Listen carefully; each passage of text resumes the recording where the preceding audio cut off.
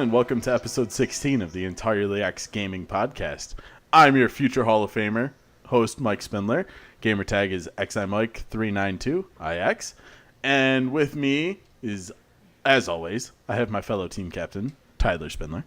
What's up, guys? Gamertags XI, Tidal Wave, IX. And we have our lovely water boy, Ben Frampton. He spat in the cooler. Jesus Christ, man. I tried to hold it. Yeah, I know, I did too. I'm crying already. My gamer tag is Nareem. No shampoo is better. So we're back, episode 16, guys. Awesome. We're continuing to chug along. We didn't miss a week, as you see. Right? It's pretty good. We're good hosts. Yeah. And now that we're good hosts, let's move on to a little something extra and shit on all you casual gamers. Right, Ben? Right, I'll try and be the neutral party here then, shall I? You've established yourself as the bit we all want to be, so... yeah. So, if I can drag you guys back into the realm of casual conversation, I'd like to discuss how the habits and expectations of casual gamers vary versus hardcore gamers, how the game experiences they're after change, and how the games media and games industry has adjusted to these two different markets. So, Right. To begin with, just in case anyone who's listening hasn't got a clue what we mean by hardcore and casual, there are people who play a lot of games, a lot of the time, and there are people who play, you know, at semi-regular intervals when they want to have some fun, but not anything too seriously. Mm-hmm. Now, I'm going to try and remain objective, because Mike's stolen my viewpoint here. And I'm going to try and provide the point of the casual gamer. Because I am sort of borderline. I have little bursts of hardcore gaming sort of... Right. Yeah. And But- I think I'm like that, Ben, too. I am polar opposite, and I don't mean to shit on anyone who is a casual gamer. The fact that you do play video games, you know, when you can, is a great thing, and being part of the industry in any way, shape, or form will only grow the industry bigger. It's, you know, just throwing some shade. See, if I were you, I would have just been like, I am definitely trying to shit on the casual gamers. But you know, you've taken that viewpoint, that's fine. But the whole point is that hardcore for us is people who regularly play, you know, quite a lot of the games that come out there. Casuals are people who play not particularly regularly, and they play one, maybe two games a long period of time. So, we'll start by pointing out the differences between what gamers expect from a game. Now, as a hardcore gamer, you are going to experience the full experience that the game developer intended for you to have of a game. Mm-hmm. If you're a completionist like myself, I'm going to experience all the crap they put in just to extend the time of the game. Yep. Mike, however, as an achievement hunter, as a person who wants G's at a certain rate, will experience a good proportion of the game, but will miss out on a lot of the artificial extensions because he can just stop playing when he doesn't want to. Yeah. And now for me, that point is I'm very self-aware when I play games. I can see, all right, this is the max I'm going to get for doing one or two playthroughs. Here's the amount of gamer score I'll get for a set amount of hours. After that, I do the math on how many hours I play versus the return on gamer score. And if it's lower than moving on to another game, I will drop that game like a hot potato.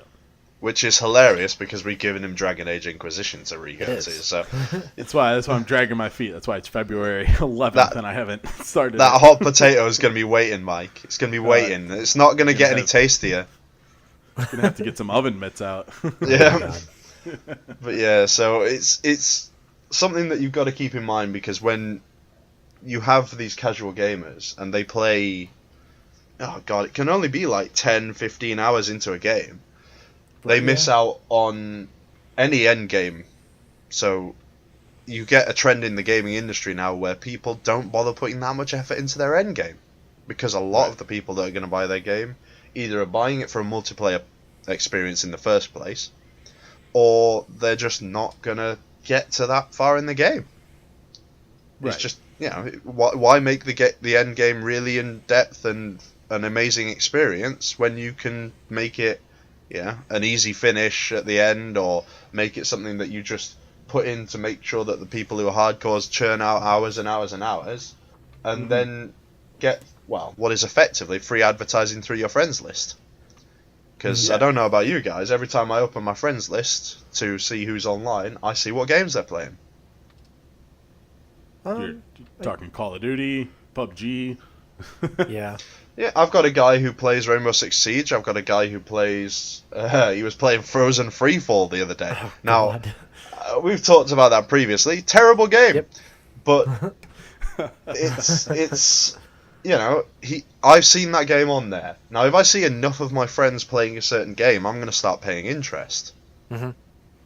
Where, versus me, I just buy it no matter what my friends are doing. Yeah, well, you buy everything, so you're kind of a unique situation.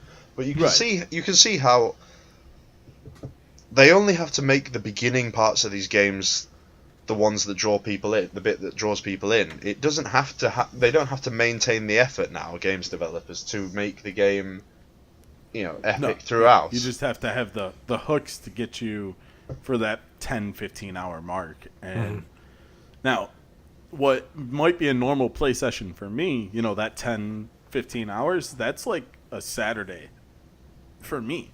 Yeah. But that could be someone's entire week. And that's where we're kind of coming from with the more casual style of I might put in 50 to 60 hours a week on Xbox, and a casual, you're talking 10 hours a week, if that sometimes. If that. I mean, you could imagine people going on to games like Dragon Age or something like that, and they'll be playing that game for the whole year because they just play it in small chunks. Yep. And it's interesting to see how it could be a possible reason why these game developers aren't bothering to put much effort into their end game, because the casuals are probably quite a big market by now. Yeah, and this is where the games media portion starts to rear its ugly head into, because they're the ones that review the games, right? So you're talking, if they don't get the game until day of release, they have an 8-hour, 10-hour shift to play that game. They have to then rate it upon that, which is what casual people are going to look at. Yeah. So therefore themselves, they're not hardcore. No. They're casual by that definition. If you're going based on strictly, they're casual, but frequently casual. This is the thing. They play a lot of hours, but they play a lot of hours in smaller chunks of games. So you get that 8 to 10 hour slot for a brand new game come out. You go, okay, I played that, I've experienced that game, I'm done with it, gone. Yep. Off the chart. It doesn't matter how incredible that game might be for them in that period. I assume there will be some that will go back and play the ones they've really enjoyed the most later. But for these review scores, that's irrelevant. Completely irrelevant. All games media is doing these days is inferring what the end game will look like, basically. Now, there are some that will delve in, like Destiny or, League. Yeah, they'll hop in and go a little farther because they have to, because that end game and that high skill cap isn't there at the beginning. So games like that, it'll vary a bit, but stuff like The Witcher, that's a 100, 200 hour game if you do everything. Yeah. If you go look at most reviews, they'll say at the bottom of it, we only played for 30 hours. And I say only for a game that's 100 hours long, that's literally a quarter of the game. Yeah, and that's if you do everything. If you don't do everything, you might not even get to the end. How are you supposed to comment on the storyline? That's most of them are just smashing through the story. Yeah. And that's where, okay, are you really giving people the most input on a game, or are you just trying to play this to see and infer off of what previous games you've played to make a decision for people out there? Yeah, right? See, this is where certain reviewers, so one that I'm very fond of is the zero punctuation Yep. videos on YouTube. Absolutely hilarious. He is a very angry man, I think, but he is wonderful to he points out all the horrible things that each game has to do with them. He points out their good sides as well, but he does do it in a very funny way. But Right. he does it to his own schedule. He does it. He plays a game. He plays it until he's seen everything that he wants to see, and then he'll make a video. He does not do it. Here's a game a week before release. You need to have finished your review on this in a week.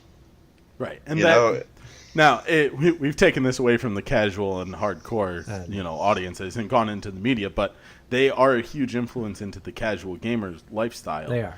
And when they're supposed to write this, let's say 1,000-word review, they're going to spend most of their time playing 10-15 minutes of it and writing a paragraph, and then they have to edit that down to a couple sentences. So you're not focused on the game there, you're focused on the words that are coming across, which again, you're taking away time from the game instead of getting into that end game phase or completion phase, which this is where the whole conversation comes up. Casual, filthy casuals versus hardcores. The filthy casuals are mean, they're out there.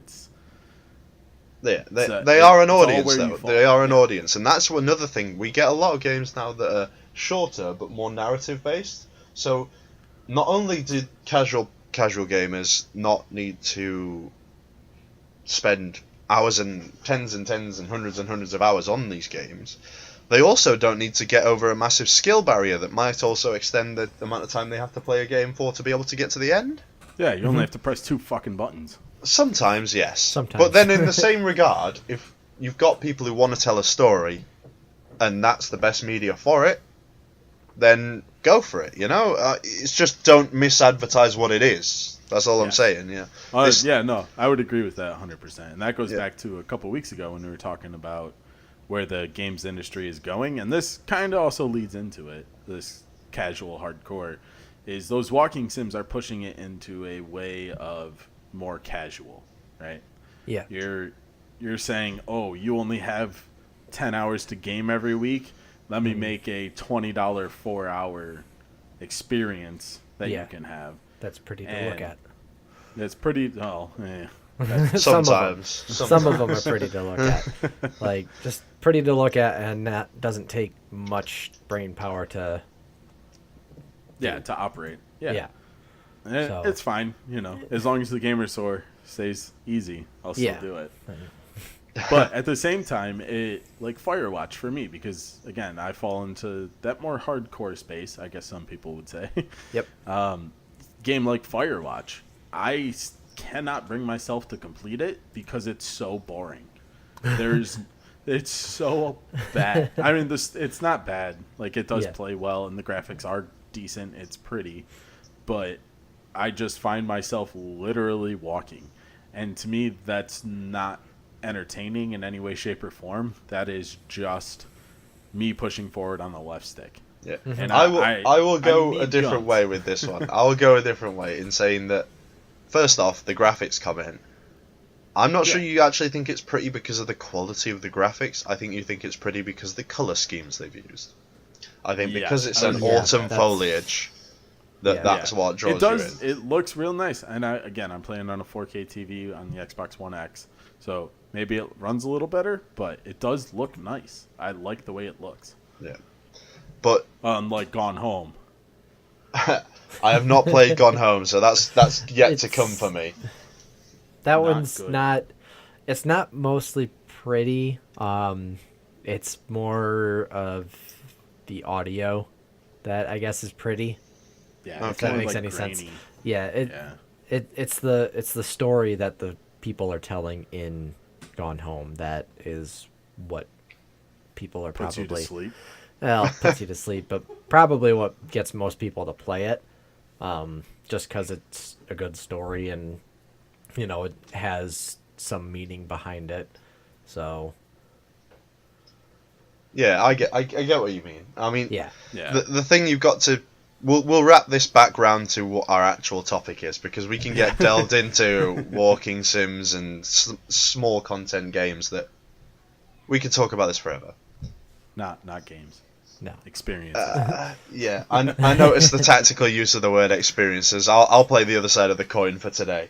But What we've got to watch out for, I think, is that I'm actually okay with people making these games. If there's a demand for it in the market, I'm fine. Go fill it. Make some money. Get the possibility of, get more people, get more cool, designers up and going. All good for it. However, we have to make sure that there isn't a process where it starts bleeding through into these AAA games, which is actually starting to happen, I think, because there are a few now that I've run into where the end game has been almost, it feels lazy. I've said it a few times about games, even on the podcast. Yeah. So, I mean, your game of the year, you called lazy at the end. Yeah, I think last year was not a massive Xbox year. No, and we should talk to that at some point too, because there isn't. I mean, what's the hardcore game that came out last year? Right, you had to pause and think about that. So right there tells you the story and the narrative of the industry of putting out these smaller type games. Right, you should be able to say, "Oh, I put thousands of hours into 2? Yeah, I put 30 hours into that game and I was done." No, I mean, like, if I had to put one out there, that I would say that was it. All right. I'll agree with that. Yeah. But also Destiny is, that's supposed to be a game that has a long end game, right? Yeah, it is. You can put 30 hours into that game, get to high level, get the gear, do the raid, and be done with the game. Yep. It's doable. Really, if you didn't want to get like max armor and everything, then, you're gonna extend it a lot more, or play multiplayer. Yeah. And if RNG is on your side, you'll be good. Yeah. But again, there's an MMO, basically a first-person MMO that takes 30 hours. That to me speaks volumes of where everything is headed. That an MMO is 30 hours. Yeah, I mean, that's ludicrous. An MMO is meant to be never-ending content. Exactly. It's supposed to be something that you check in every day, every week, and you're putting in hundreds of thousands of hours into. And then your company can charge hundreds of pounds for a spectral horse. Yep. Yeah. Yeah, you got it. But what we have to bring it back to, again, we'll get trapped. We will get trapped out into the many different directions this conversation takes us, because we've already managed to fall ourselves into 3 nice little potholes here. Yeah. We've said how the games media is pandering to the larger number of casual gamers. Now, it's interesting that, because they're going for volume of gamers, not the amount that someone is willing to spend on games. For example, you, Mike, are a prime example of someone who is hardcore and will spend a large amount on games in a year. Right. They don't work for you. I mean, it's evidenced by your opinion of them. They don't. Yeah. No, they don't.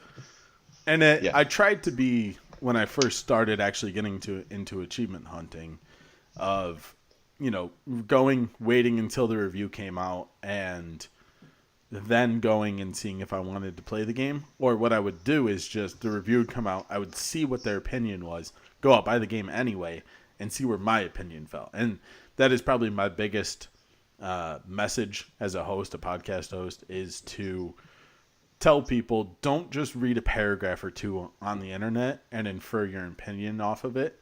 Go out, spend the money, see where your opinion actually falls on a game. And then you can kind of gauge yourself and your wallet where you're going to fall on these games. Because I've read reviews over the years that just come out and they're like, oh, this game's a 5. And then I go and play the game. I'm like, well, technically on your spectrum, this game would be more towards an 8. It's just not your play style, so you knocked it points for that. Yeah. Right. Plus, it's not a Nintendo game, so they don't bother giving it an 8 or 9. Exactly. So learning how you feel and not just inferring off someone else's opinion and adopting theirs and calling it your own. That's the biggest thing I can advocate for, is just go see how it is for yourself. Learn with your eyes and your hands and make your own opinion off things. Don't listen to us, basically. Yeah. I mean, if you hear something that piques your interest and it gets you into a series that you end up loving, Right. And- I'm happy. I'm happy Yeah. to have, provided some little bit of information. If Yes. you start to look at games and then all of a sudden you start thinking, actually, yeah, I agree, I don't really like what the games media do for the most part. Some of them are good. I will say some of them are good. Oh no, there are some good ones. It's just, again, you have to know where you fall on the spectrum of casual to hardcore, and then find someone who aligns with that. So that way you're not going out every other week and spending $60, $100 on games. You can say, oh, I'll give that one a pass, and I'll wait for the next one. Yeah, but I'm also saying that we can start to trust the developers. So, for example, if CD Projekt Red come out with anything in the future, I'm gonna buy it. Right. Doesn't matter what it is. Yeah, they're gonna make a game, and I will buy that game because I trust that developer to make a quality game. Now, they could bring a game out, and the reviewers will be like, "Oh, well, it was all right, but it didn't really improve on the last one, and it's just very, very much of the same." I'm still buying that. I loved that last one. Right. They said, oh, you're going to set me off on another tangent here. Oh boy. It bothers me. That's what bothers me the most. Like what happened with Mass Effect Andromeda. The games media tanked that game by saying it's not as good as Mass Effect 3.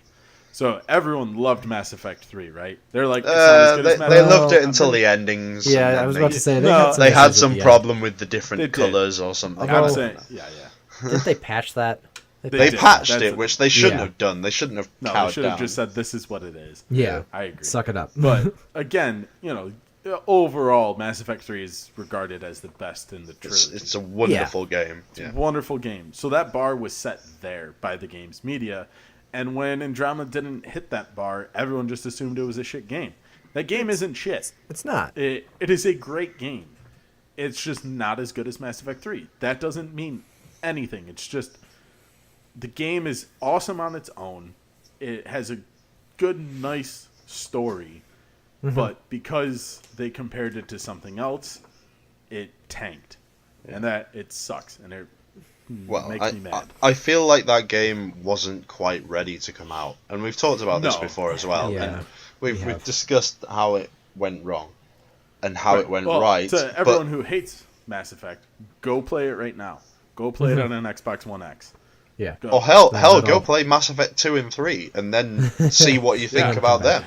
You know, Yeah. Yeah, no, even better, go play Mass Effect 1 and see the difference in Oh gameplay. god. Mass Effect 1 is Mass great. Effect 1. I mean, It is it's great. It's but- old though. That is a dated game. Yeah. It is. So that's what I'm saying. If Mass Effect 1 is, a 10 out of 10 by Games Media, go see what Andromeda is now and compare it to that and see Yeah. where it falls, right? Yeah. You're gauging your own opinion as a casual gamer or a hardcore gamer. You have to find the things that interest you to learn where you fall on the spectrum. Yeah. So trust your developers, guys. You know Yeah. what they're capable of. You know what they should be able to bring out.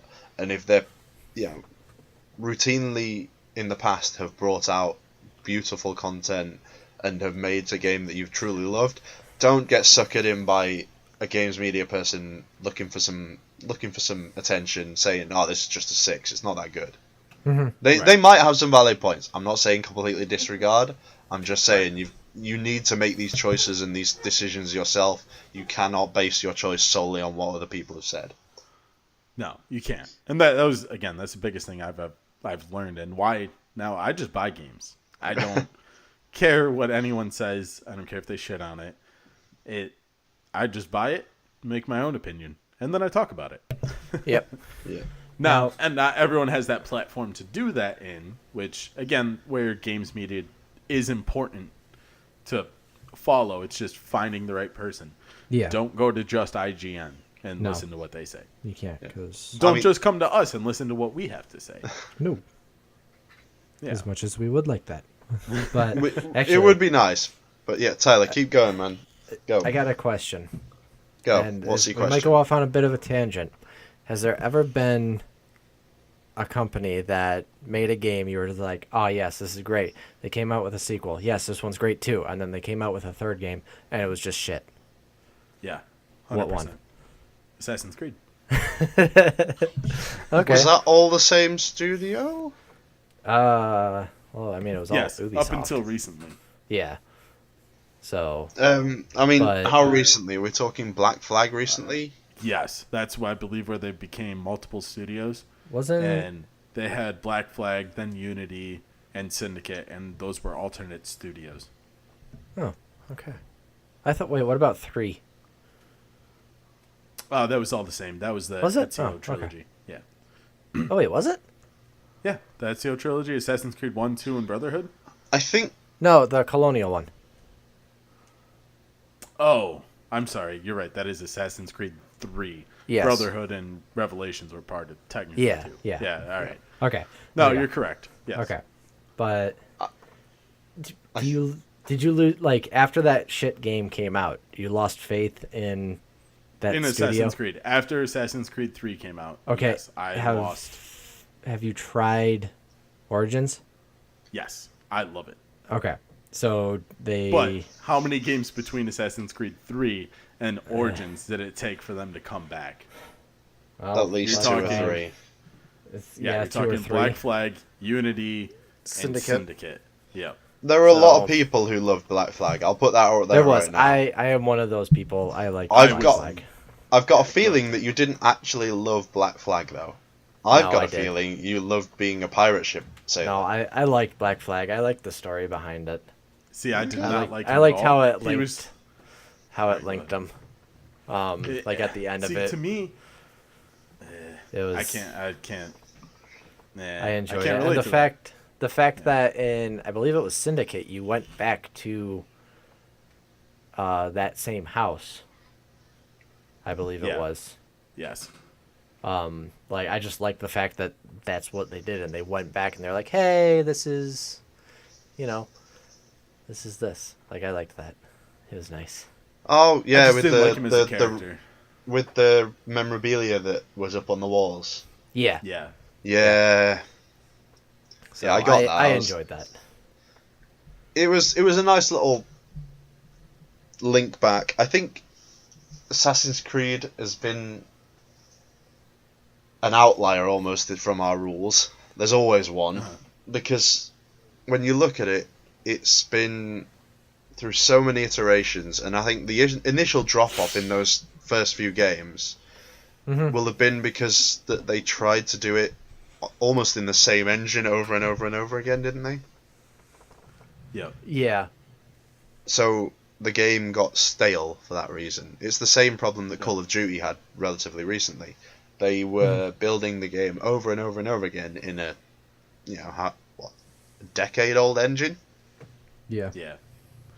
That's- And well, we gotta step back here and congratulate Ubisoft on recognizing that and giving them a 2-year gap between Syndicate and Origins. Oh, yeah, taking that that's step what they back needed. and realizing like, hey, this thing is stalling out. We're not getting the sales or the interest. Let's just take it a step back, redo how we think things, and move forward. That Yeah. to me shows a reactive developer. Yep. And those are the things you have to look for in a big publishing company like Ubisoft, being 'Cause able to say, hey, this isn't working. We have to change this. Yep. And that's how they got your trust back. Yep, exactly. So, Now, to other people's points, I'm sure there's people screaming, oh, what about Halo? eh, A lot of people after Halo 3, they were done. I like Halo too much, so they can do whatever Yeah, they want. I'm the same way. What 343 has done to me, they may have missed a couple marks here and there, but Yeah, one or two. Halo 5 as it stands is one of the best multiplayer games I've ever played. Yeah. I think So, I can see it from the way that you're talking about. I know you guys both deep into the Halo yeah. fanboy circle. The Phalo Yeah. boy circle, we'll call it. There you go. But I can see what these people mean. I've played them all. I have played them all. Right. And they got very copy and paste in terms of, here's a big alien bad guy, go kill the big alien bad guy. Oh look, we've been screwed over by some other big alien bad guy. Let's go kill them now. Right. Yeah. You're there watching people going, well, once you played 1 and 2, and even possibly a bit of 3, you're there thinking, why am I trusting this big alien bad guy again? I mean, I'm the same damn character. It's not like I'm changed. I'm still Master Chief. Why am I still falling for this? Because. Yeah. But in the same, But- it's evolved. The game has changed, and having a game change between 2 different developers is a massive hard. thing. That's It's huge. That team must have been so daunted when they picked that franchise up. Right. I mean, that's like stepping into Peyton Manning's shoes. Yeah. Like trying to do that. It's so Yeah. big. So that's actually a good thing to try to lead us back into it.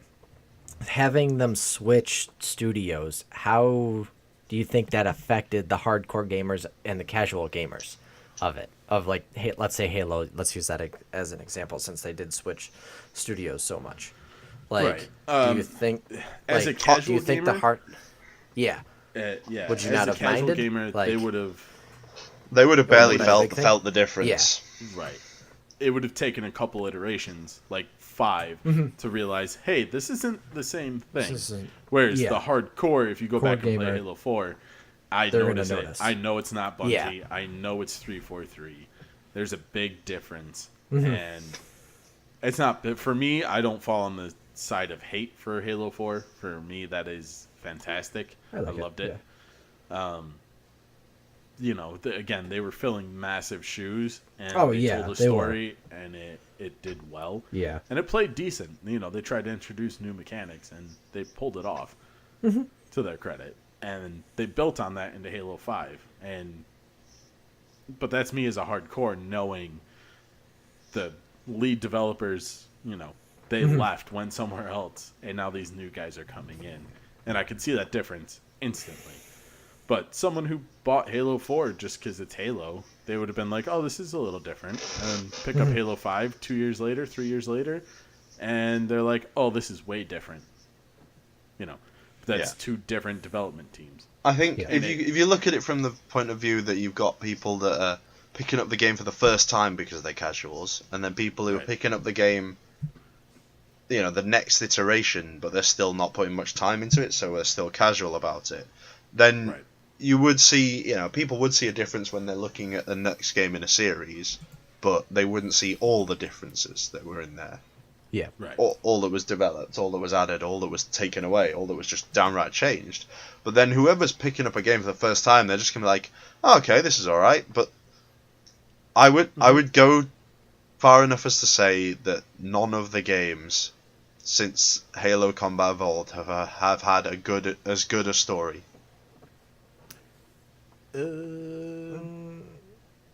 I'm gonna be that guy. I'm gonna be that guy. I think 2's story's better. Yeah. Yeah. Yeah. Minus the ending. That was a cliffhanger. I don't know. See, I don't that's know that's which the one thing. is- Combat one- Evolved has that payoff as the ending. Yeah. Yeah. Halo 2 doesn't. You don't get the payoff till Halo 3. Yeah. But it's also a middle, it's a part of a trilogy. It's the middle part. yeah. Yeah, I mean, it was always going to have trouble in that regard. I don't. I I mean, don't know some which one. some of the most memorable moments are from Halo 2 for me.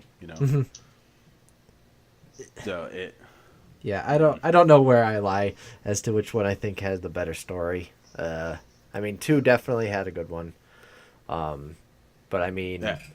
And I'm gonna be an alien, and I think 5 has one of the richest stories in a sense that the background that goes into leading into 5 is yeah. so much deeper than what Halo 2, 3, Reach, and ODST had. Yeah. But the barrier to entry to understand how all of that operates and how That's- everything builds to that point. You're talking about a lot of That's- hours. You're talking 30 hours for one book. Yeah, And there's that's a lot. like and, 6 books that lead into it. So and like that's another thing. The casual people, they're not gonna care about the books. They're not They're going to just gonna read see- around. They're just gonna be like, oh no, I'm all set. And then the hardcore people like me, where I went through, I read every single book except for like 2 of the newer ones.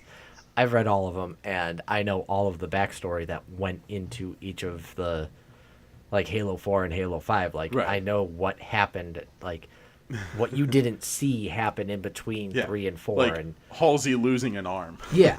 Or, like, Like- you know, what happened to some of the other Spartans, where Fred and Linda and, Like why they're with you yeah, and why why, it's such a why they're pinnacle back. moment. Where were they? Like, I know where Yeah. they were. But a casual player is just like, I haven't read the books. I don't know where they came from. Yeah. Or, like, I know where the story for Halo 6 is going to go. Yeah. Like, if they're following the books, I know exactly where it's going, and And it's going to be a big payoff if It you will. stick with it. The only thing now is they have to take everything from those books and that backstory and They do. put it into action. yes, Which It's like is- Game of Thrones.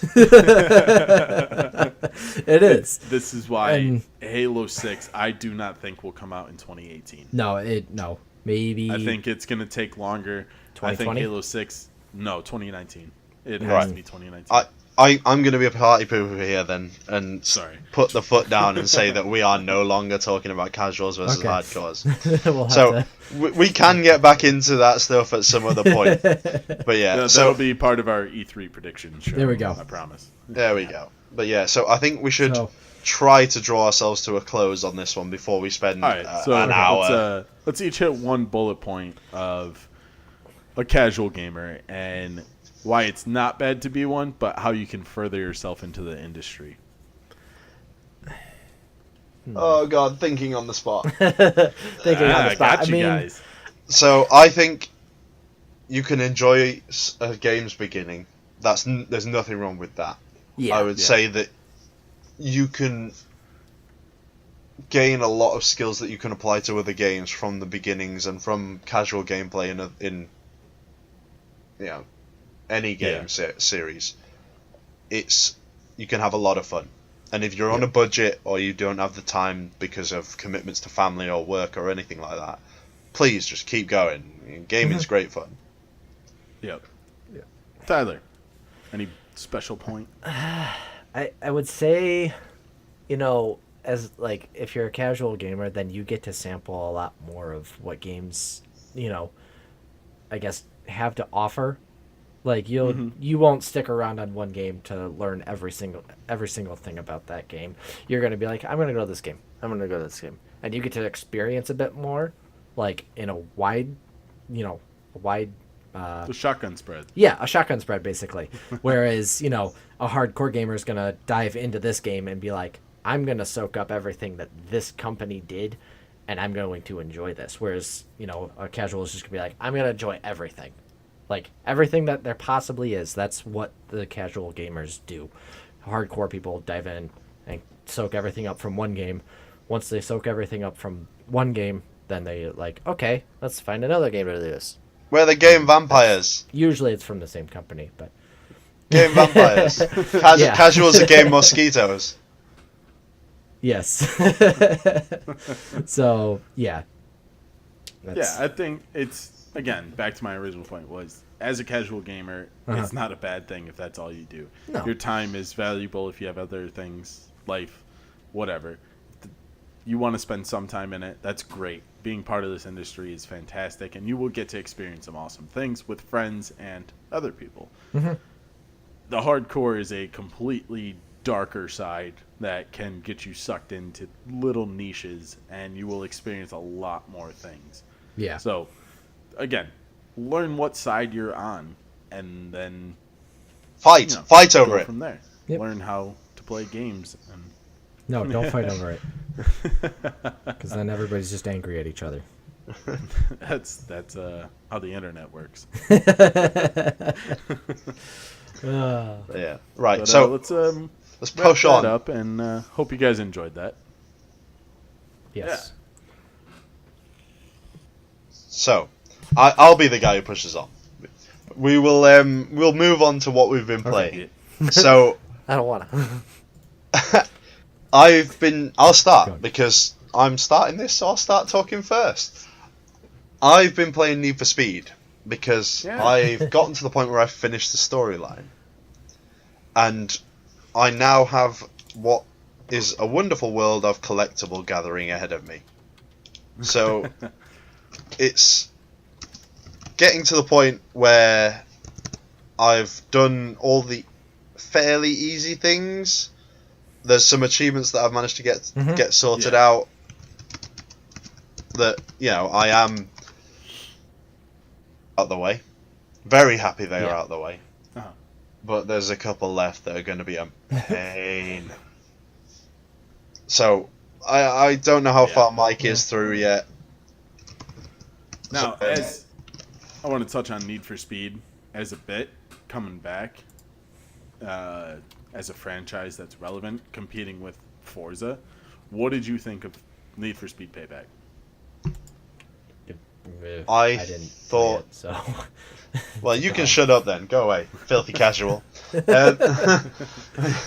So, what I thought was, I thought that Need for Speed tried getting a bit too far away from itself in a few of the games it's done in its series. For example, I would agree. The Carbon and things like that, where they all almost tried to be pro racer games. I was just like, what are you doing? That's never been what Need for Speed is about. That's never been why people buy Need for Speed. Forza and Gran Turismo are so far ahead in those categories that you should not be trying to do that. You should be sticking to the ridiculous modded cars market, which is what people want to do. They want to live fast and furious. Right.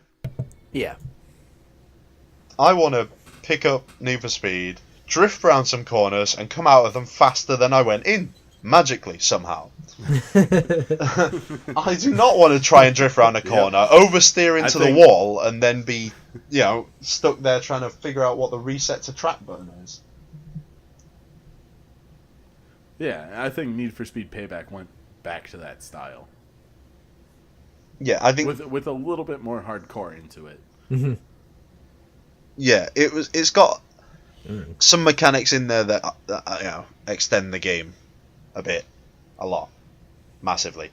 Yeah. But there's some really good fun moments in it where you're sort of drifting around corners or just in a race and you realise that there's a car coming up in this lane, you've got to move over, but if you move over too much you're going to spin your car out and you're driving at 215 miles an hour, and it's really fun when you make it and you get it right. There are some horrifically frustrating moments though. Now I've got to the point where I'm deciding whether I try to finish this game or not. And I'm looking at certain bits, and there's one achievement which is get 3 stars in all activities in the game. Which one? It's gonna be so rough. I mean, I don't even begin to know how I'm gonna manage those drift events. They're horrible. Mm. I mean, Yeah. it's some of them I can get 1, 2 stars on, then the 3rd star is just it's going to be a lot of work, and my car needs to be perfectly set up, I think.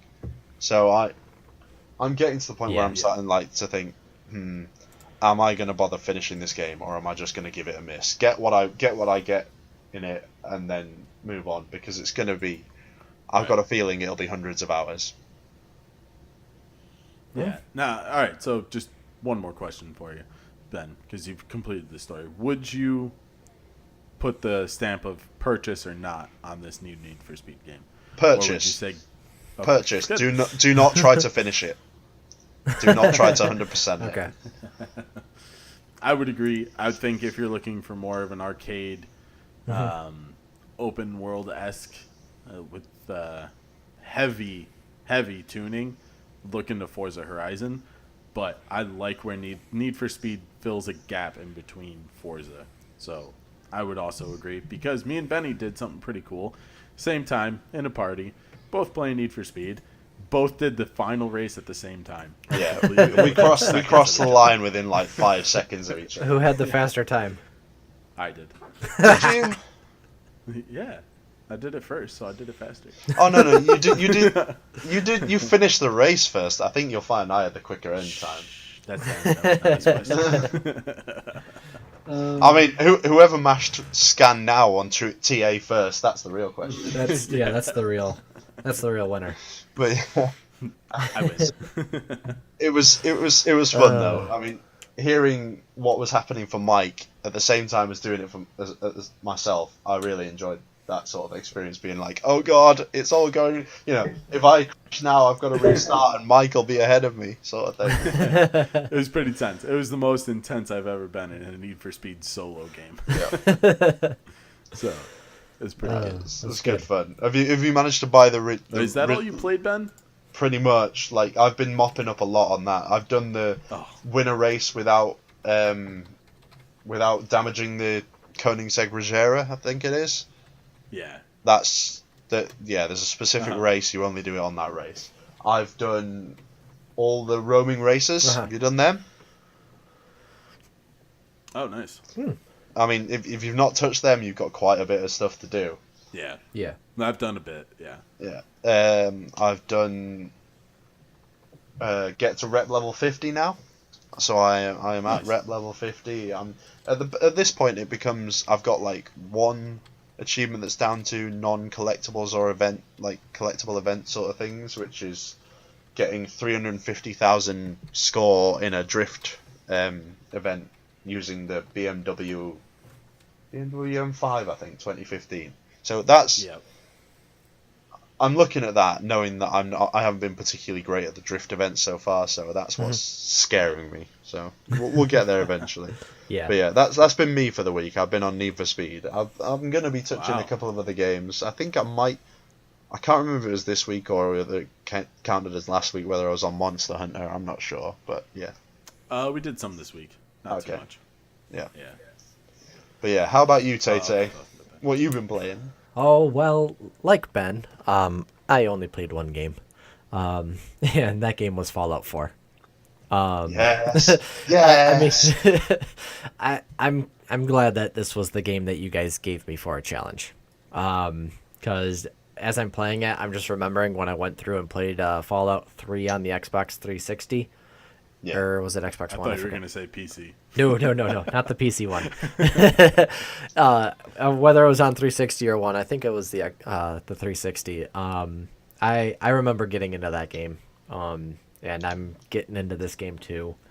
So part of what I did I guess it's the big thing that I did in Fallout 4 was, Ben, you had a little added note what I needed to do in Fallout when I reached that point. That was to become the Silver Shroud. I enjoyed that little side story, and I did do a stream about it. So we'll have that soon to be available on the YouTube soon to be channel, available once we figure that all out. But I did enjoy. I don't know if anyone came by to watch. I know Mike was on there telling me, how to set everything up, but that was about it. But no, I enjoyed it.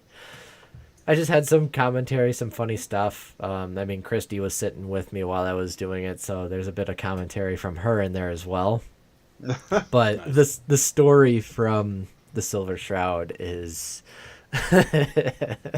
his dialogue that you get to use. That I used all of the speak as the Silver Shroud or whatever. I used How all much of those trouble options. did it get you into? Well, the one radio talk show host, Kent, he died. Whoops. Yeah. Spoilers. Not spoilers. It's been out long enough. Spoilers how many years later? So I do have a save before that to see what happens when I save him, or if I can save him speaking as the Shroud, because I did like Kent. But it got me in a bit of trouble, but it was still so funny listening to the dialogue. Like, it was so good. But I did get some good equipment from it. I mean, his costume gives me 15% less damage against humans, so that's 90% of the enemies in the game. Yeah. And then the silver machine gun or submachine gun that you get, it's really one of the only guns that's kind of painted. And no matter what modifications you put on it, they're all going to be silver. So it's pretty cool. Then after I did the stream, I went through and I started doing some of the DLCs for Fallout 4. Nice. The first one I started, which I was super excited to start this one, it was the Far Harbor DLC. And the reason why I was excited about that is because Far Harbor is based off of Bar Harbor, Maine, which is one of the vacation spots that we went to regularly growing up, and we still go there every so often. So I was just like, I want to see everything. I want to go to this place. I want to go to this place. Obviously, they can't put specific places in, but it is still funny. Like, hey, you know, I've been on that island, and you look out, there's an island right there that you can actually go to in real life, and it's just like, hey, they actually included that island. That's cool. So I enjoyed that DLC. And then I went through and started the Nuka World DLC. And that DLC is it's mostly focused around if you're a raider. Like if you start Fallout 4 and you set up and you're a raider and you're going with the bad guys, it's set up for that because the main thing that you're supposed to be able to do is take over an additional, I think it's 3 or 4 like bands of raiders. Okay. But I found a way to actually, but if, like, let's say, since I was doing a good run, I didn't want to take over the raiders, because if I did that, then everyone back in the Commonwealth, they would hate me, because I would be considered a raider, and I would lose everything back there. So You would no longer be the Silver Shroud. You're not Yes. allowed to become a raider. Yes. So I found a way to not become a raider. And do you know what that way was? Talk in the Silver Shroud voice? Nope, you kill everybody. Literally, that's one of the only ways to do it. You can walk up to any of the raiders that are walking around. It's more effective when you do it to one of the boss, like one of the leaders of the gangs, and do it. Because then everyone will instantly hate you, and the only option is to kill everyone. So I walked up to one of the bosses. I shot him in the face a couple times. Obviously, he didn't die, which is, rough. Whatever. Yeah, I shot him in the face with a shotgun, and he didn't die. I was just like, Welcome this to makes the no future, sense. the nuclear apocalypse, where everyone's face is armored. Yeah. So everybody started fighting. Well, they started shooting at me, and it was a lovely mess that was going on. But I ended up killing them all. I did that today. So I took over Nuka World, and it's going good. Sweet. But See, it's interesting to hear about these because I didn't actually get to play all those DLCs because I didn't buy the season pass. I did. When I bought it on a sweet when little deal. I that was got the going on. game. Yeah. I also then, by the time the season pass was reasonable and all this DLC had come out, because I'd finished the game before any of the DLC came out, I didn't really have the gumption to go back and just play that game again. What a word. It's gumption. I would say it's worth it. I mean, what level are you? Do you know what level you ended at? Ridiculous level. I had everything. Then it might not be worth. Well, I mean, it'll be worth it because you can get the achievements for it. You're going to be overpowered.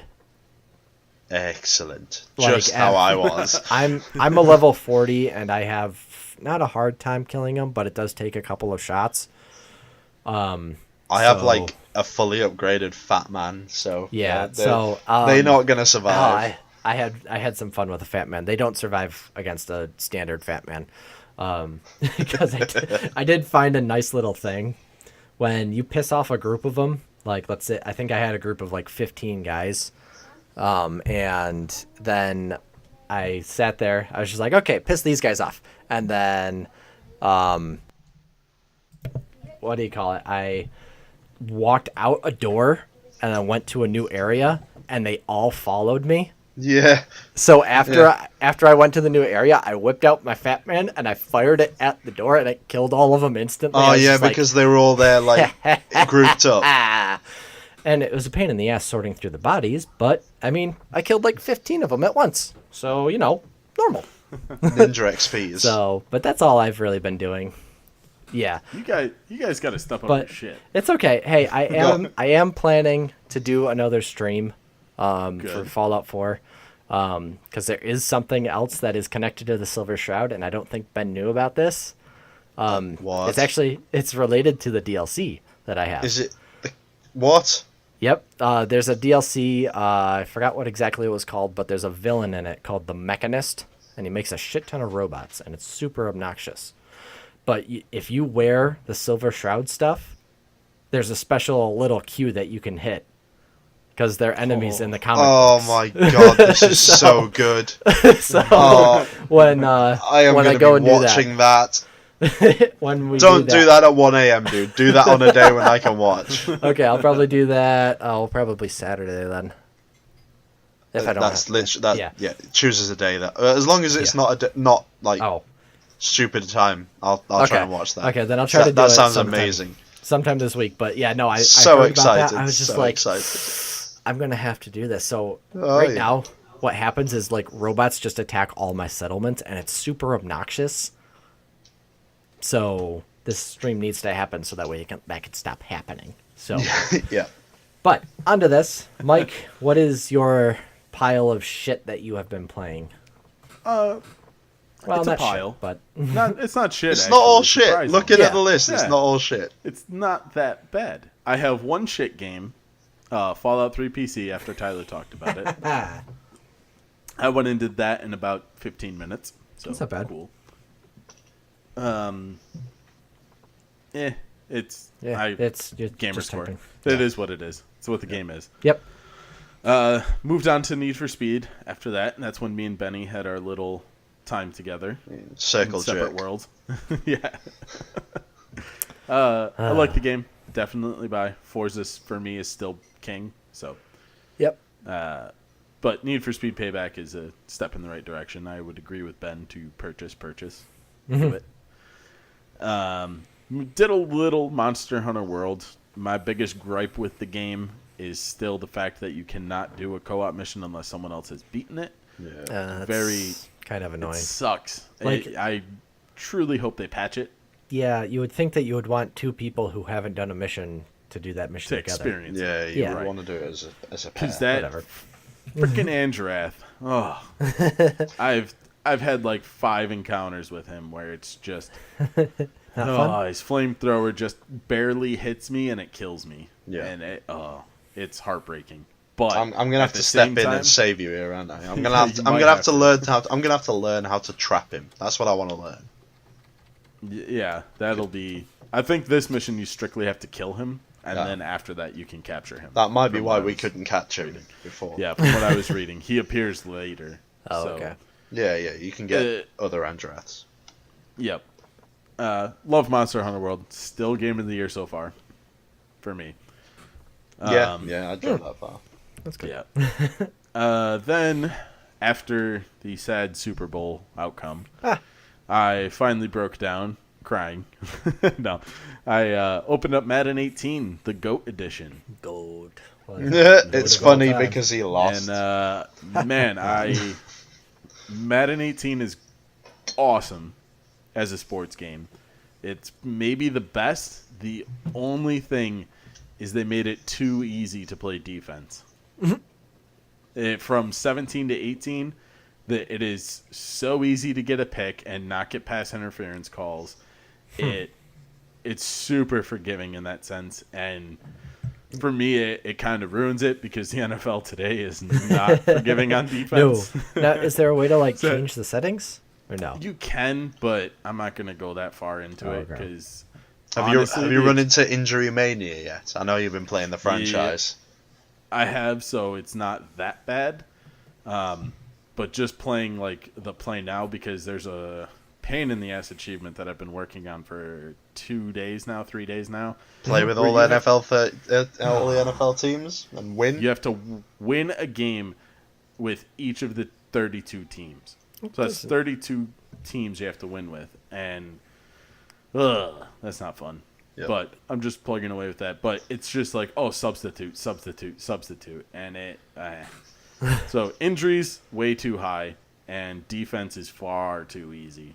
I'm interested by this because they nuked my defensive players. They kind of killed defensive line for this Madden. They made it damn near impossible to get through. Oh, see, I think it's super easy. Unless your name is Gerald McCoy. If you're Gerald McCoy, then you literally just choose Gerald McCoy, engage with the lineman, press X, and then he's through. I think just in general it's too easy. And I've as I'm going through all 32 teams, you get to play with some shit teams. And as long as you play the pinch on the line, and you call the right blitz or zone, you can get through that line in no trouble. I don't know. What difficulty are you on first off? All pro. All pro. So, what are you playing? Man blitz or zone blitz quite a lot then? It depends on the team, but usually, and I don't want to give this away for my franchise, but usually I'll run man blitz. Sometimes I'll go zone, but usually I load the line. Okay. Because I found that unless I was using certain players which had quite a high rating in either speed or power block shedding, or speed or power moves, that was it, then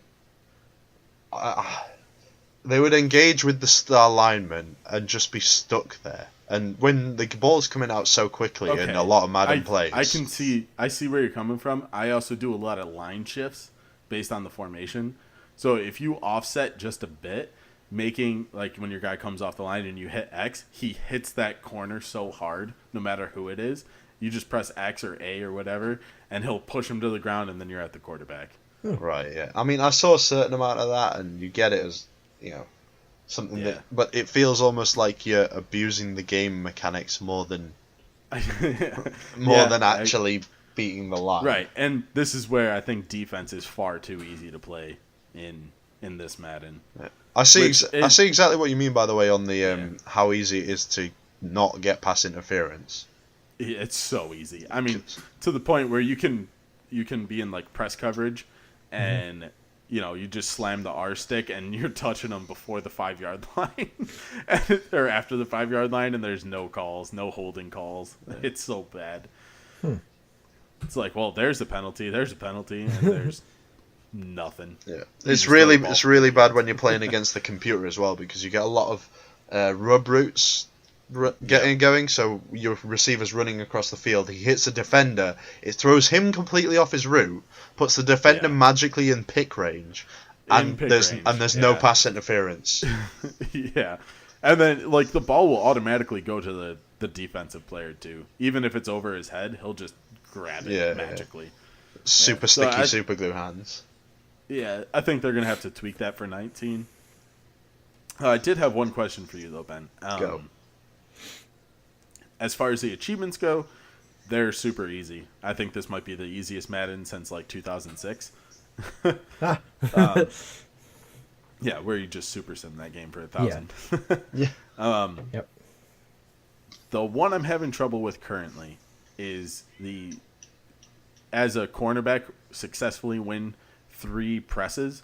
So you put your defense into press, and then you have man-on-man with your cornerback, and you're supposed to slam the right stick down, and then sometimes it prompts you to press A to push him down or push him out of the way, or hold him at the line.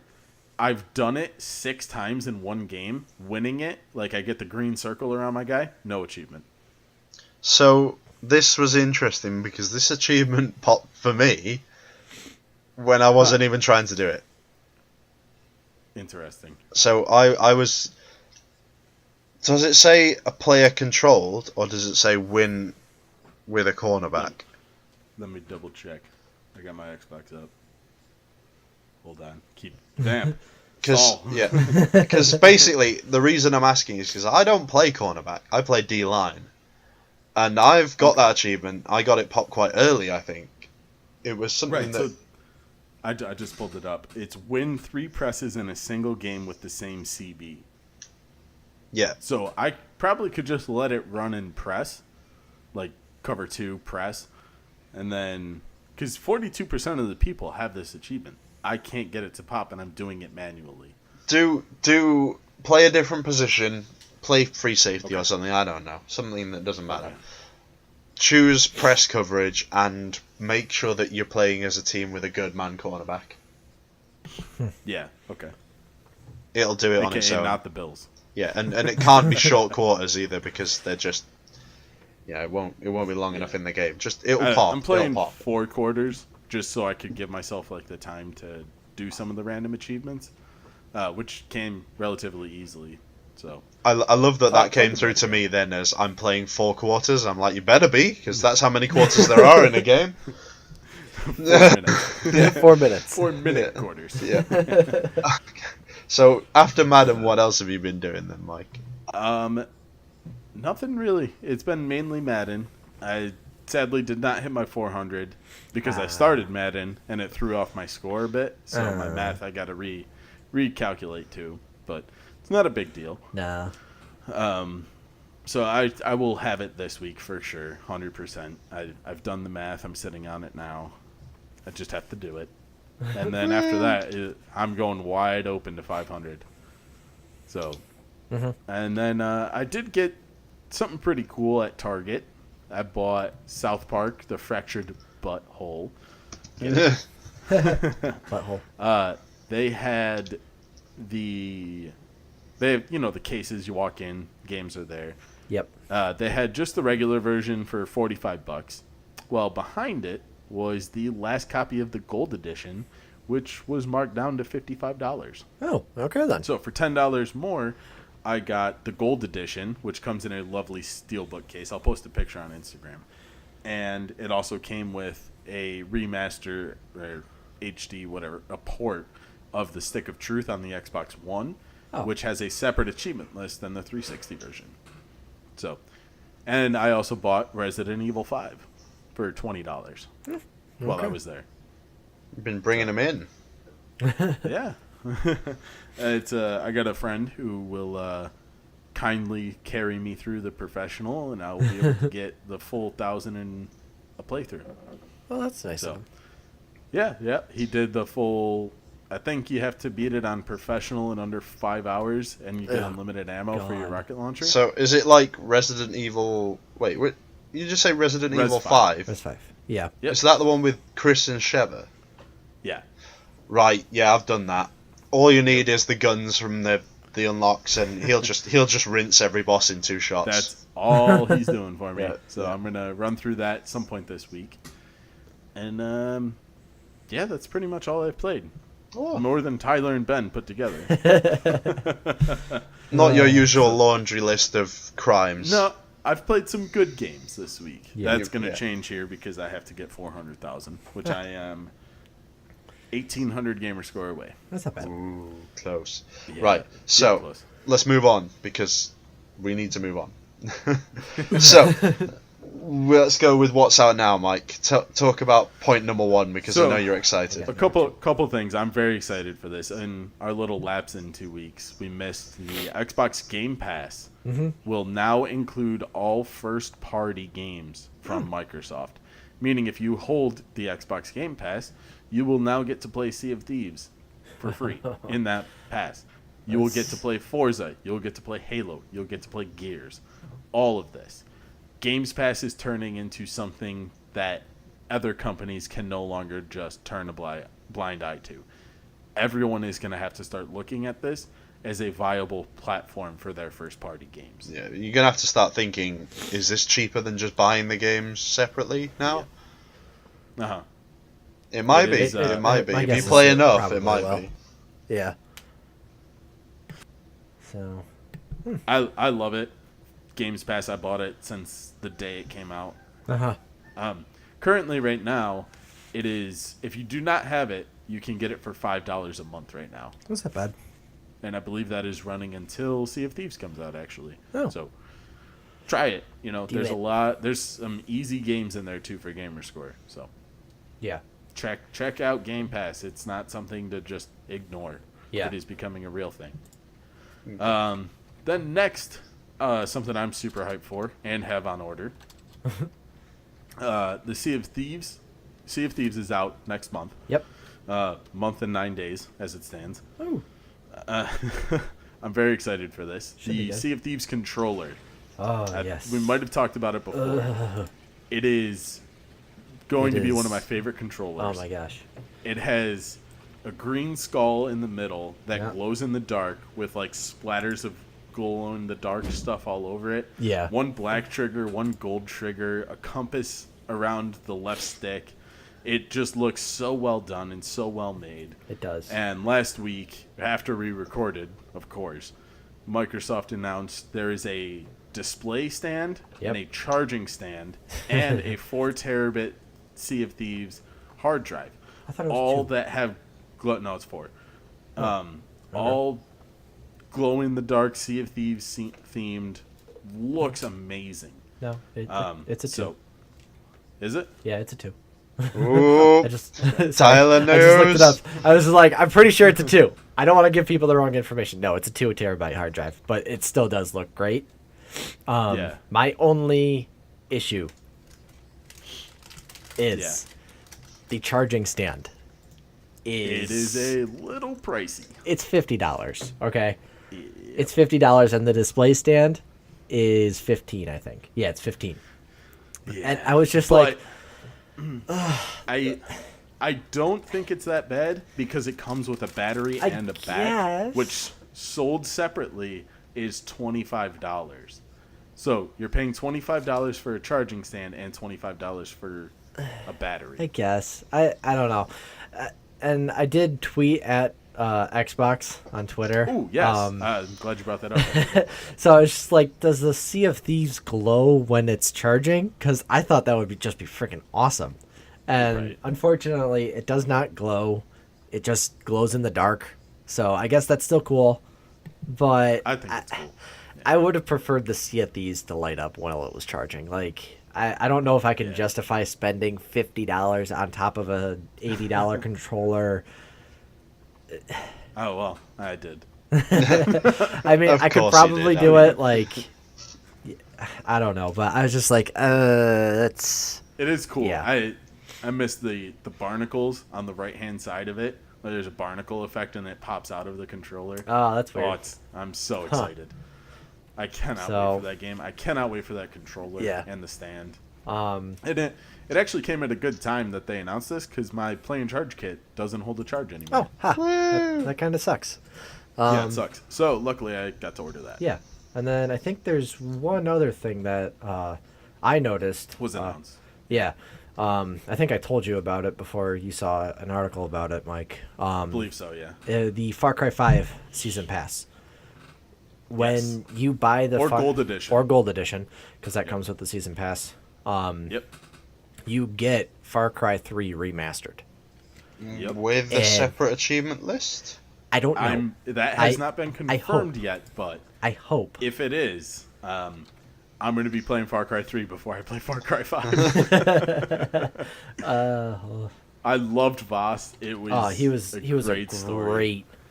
great. And to see that upscale to 2160 that's going to be some good fun on the Xbox Yeah. One X. Yeah. Yeah. But that's pretty much what's out now. There's no game releases. Of course, you have your weekly ACA and Neo Geo games. So Yeah. No, keep your ignore them. eyes locked. Don't. Don't. Don't do it. So that's it for this week at Entirely X. Hope you guys enjoyed us, bitching about hardcore and casual. What do you have? Nothing. Never mind. Never mind. Forget. Going. Just to wrap up, Mike's a filthy casual. Tyler and me are the hardcores. Yes. Well, all right, you super hardcore. What's our Twitter? So it's at entirely_X. Tyler. Entirely _X_gaming_podcast Is our the Insta. Stands for Insta. Yep. And Facebook.com/EntirelyXGaming. Facebook group. Please go there, like it. Also go to YouTube.com so you can check out the Silver Shroud. Yep. And we'll have some more videos coming on there. We're gonna start pushing that YouTube presence. So Yeah. definitely go and check it out. So- you can so- also get the podcast on there. This actually reminds me of something. Slight little offshoot. Some people that we know have been having trouble finding the podcast on a Google Android device. Not a Google device, an Android device. So I'm going to be talking with you guys and we'll look into that for you. See if we can make it a Okay. bit more easily accessible. Yeah, I'll have to look at the search terms on Google, but if you just type in entirely X with no spaces, it comes up. Like even a space after it, it won't come up. So we'll be looking into that, but Okay. if you're listening now, we thank you for finding us. Yeah. Yeah. Well done. Right. Yeah. So sign-offs. Yeah, Benny. Best time of the show. Wubba lubba dub dub. Aw, jeez, Rick. I am the instrument of justice and cannot fall. Death has come for you evildoers, and I am its shroud. Oh my god. That's good.